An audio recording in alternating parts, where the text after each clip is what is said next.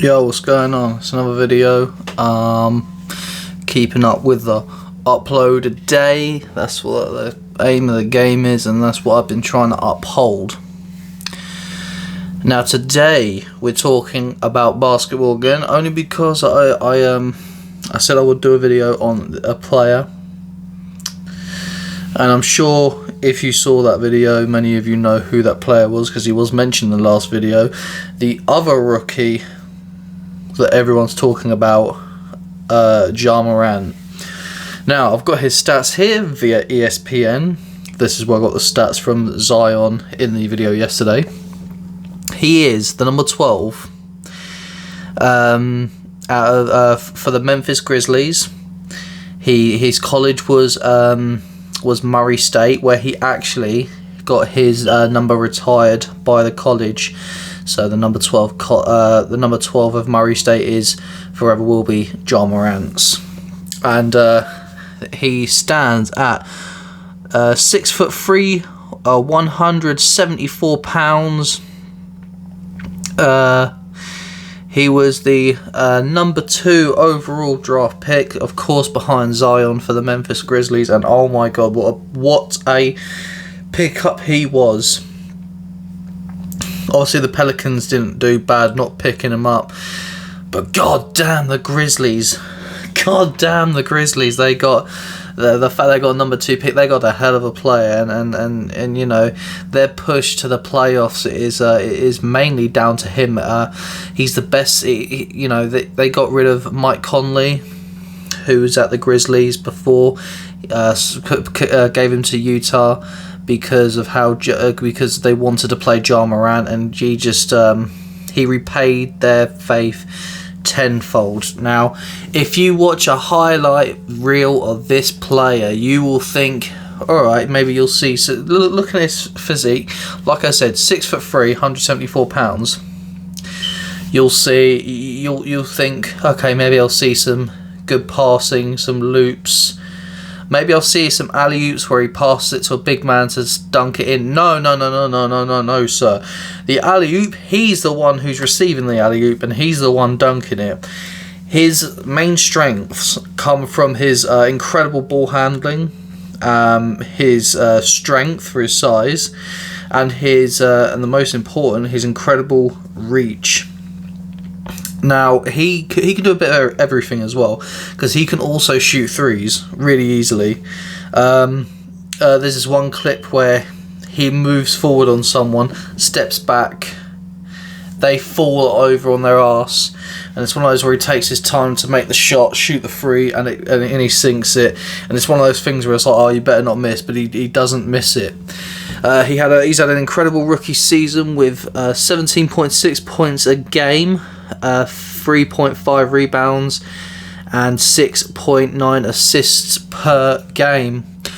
So if he continues his career trajectory, which I struggled to say last video, I mean, we could see him have a career, have a season where he averages a double a game, which would be incredible, especially with assists. But he's a really good player.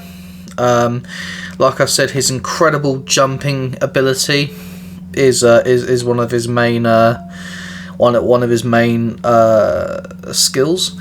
So he will jump over big men, and he will have the strength to just and the reach to just dunk over them like that. So if he jumps and he's getting pushed back slightly, he will just reach over, dunk it, and he has such composure in the air. He has great ball handling. So there's this one clip where he has the ball, he jumps, he switches it behind his back, over the top, and dunks it in. He's got it all in his locker, and his ceiling is so high. And if it wasn't for him, Zion Williamson would be the only name out of the draft. He'd be like, right, the 2019 draft was the Zion Williamson draft, which it still could be, but this has all the potential to be the Zion Williamson and Ja Morant draft, and maybe RJ Hampton if if he moves out of New York, or if New York picks up their shit. But he's one of these players who makes the team better. You know, like I say, at 6'3", you expect him to be setting up the alley-oops. He's finishing them in his rookie year, and he's not a quiet player either. You know, who was it? It might have been Inside the NBA where I saw this, but it was they were talking about someone's talking trash on the court, and I was like, oh, it's Ja Morant. This is Morant's first game in the NBA, and he's talking trash to people, but he's not like a cocky bastard who's like, yeah, whatever, you're trash and that, and then just flop it and get outdone. He does work. He makes people look amateur. There's this one game against Brooklyn Nets. Now, if you know Brooklyn Nets, they have some incredible players. Kyrie Irving and Kevin Durant. They're the top two dogs of Brooklyn, and there's this one game the Grizzlies playing them, and he drives through, he dunks on them. Does he dunk or shoot? He dunks on or shoots a free, but I think he gets an and one, and he finishes it. Although I could be mistaken. All I know is he scores. Right, he scores on the opposition, and then they come over and shoot, and Kyrie Irving has the ball. Now, Kyrie Irving, if you know anything about NBA, you'll know Kyrie Irving is one of the best players in the world right now, okay? He has the ball. He goes to shoot, fakes, turn, and then goes to shoot again, right? Classic fake out, right? Would just do any rookie. Oh, no. No. Not Ja Morant. Ja Morant, he sees him going, sees he's going to fake, keeps himself planted, follows him, gets his arms in the air and blocks it. Passes it to a teammate who launches it before the buzzer beater. Obviously it doesn't go in because it's their own half of the court, but just within under a minute, it goes from the Nets winning to Ja Morant scoring a point to equalise and then stop a game-winning shot from the Nets for it to go into overtime. Incredible talent. You know, we could see him be another big name in the NBA. We got incredible point guards right now. Springing to mind, Kemba Walker. He's an incredible point guard. But Ja Morant will be fighting players like them to be the top dog in that position, and he could probably play many positions. You know, he could probably go small forward, he could probably go to the shooting guard. You know, he could do all of that if he wants to. I think he's got a lot of versatility in his game. And we look at some of the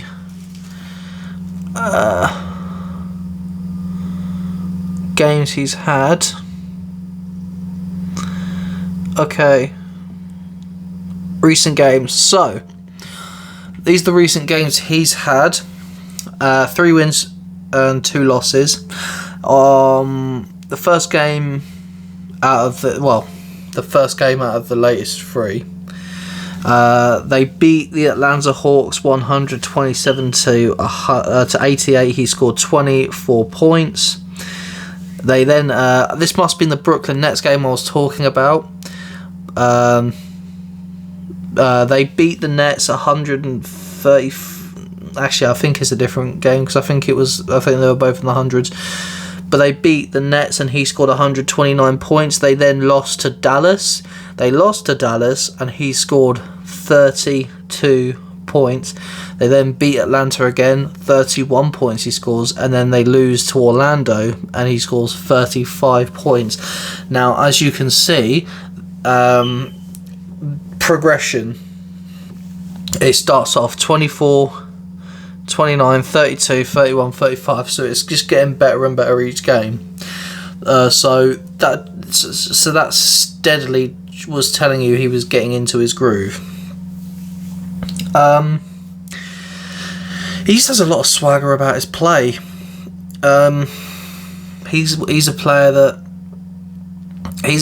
I think, you know, I think even in his rookie year, that if you're a top team, like say if you're say you're playing the Boston Celtics, you're thinking, right, I want to put my best man on Kemba Walker, because Kemba Walker, if he's left alone to his own devices, he will run shit, and he will stop the passing lanes to getting into Thies and Gordon Hayward. I think they'll be saying similar things to about Memphis with Ja Morant. He's in my opinion their best player. They've got some good players. Jonas Valanciunas is a very good centre, but Ja Morant, man, he's such a talent already. It's one of those things where it's like he's so good that the person who's being talked about as the next LeBron James, the next Michael Jordan, that he's not just the rookie. It's him and Ja Morant. That's how good this guy is. And he's just got so much room to grow. I mean, I could see him being the next, the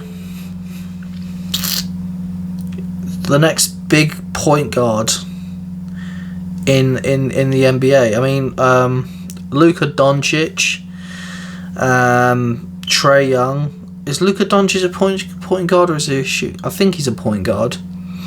Those two are the top young point guards in the NBA right now. And you got some promising ones. You got Colby White out of Chicago. You got some promising ones. You got a couple out of Cleveland, but he's got superstar material written all over him. And if he keeps on the way he's going, he keeps his head focused on the game, which I'm pretty sure he is. I haven't heard anything of him being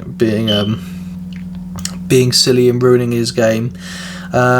It's just because he seems like on the court he has a boisterous personality. You don't know how much that translates off the court, and if he gets in trouble. But from what I've seen, he's focused, head down. He's always focused on his game, and he's incredible. It'll be interesting to see more battles between these two. I watched because before this I also watched highlights just to refresh my memory a bit on Ja Morant, and they played the Pelicans, and that's one of the alley-oops. They launched it from half court, near enough half court, and Morant picks it up in the air and he just slams it down, but he goes from like near the edge of the D.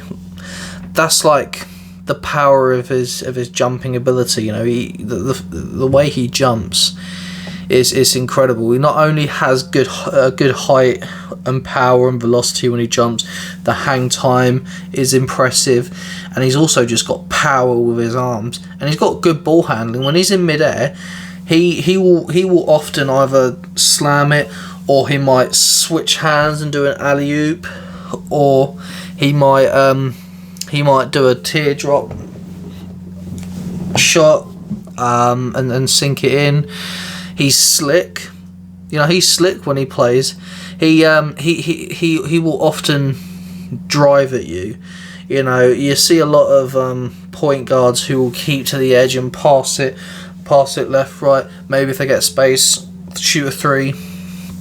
He will just dribble it, work out a route in his head, like, and he'll go like a fucking F1 car.